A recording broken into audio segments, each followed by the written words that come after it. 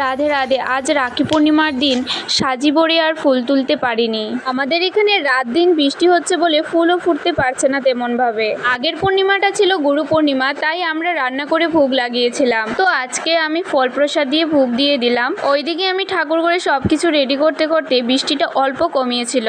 শিব গাছের নিচে যাব বলে শিবের থালাটা সাজিয়ে নিয়েছি, আর ওইদিকে শিবের ভোগটাও সাজিয়ে নিলাম। আমি যখন ভিডিওটা এডিট করছিলাম তখন বৃষ্টিটা অল্প কমিয়েছিল, আর যখন ভয়েসটা শুরু করেছি তখনই বৃষ্টিটা বেড়ে গিয়েছে। আমাদের এখানে যেভাবে বৃষ্টি হচ্ছে মনে হচ্ছে ফ্লাড না এসে বৃষ্টি থামবেই না।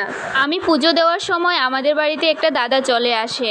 বিউটিকে ডেকে বললাম যে দাদাকে একটা কিছু ভাজা করে খেতে দে, আর ওইদিকে আমার পুজোটাও শেষ হয়ে যাবে। পুজো শেষ হয়ে যাওয়ার পর দাদাকে প্রসাদ দিয়ে আমরা সবাই মিলেও প্রসাদ খেয়ে নিয়েছি। আজ ঠাকুর ঘরে পুজো দিতে যাব বলে ডাল আর পাঁচমিশালি সবজি বানিয়ে চলে গিয়েছিলাম। তো দাদা আসার পর বিউটি দেখো কচুরমুড়ার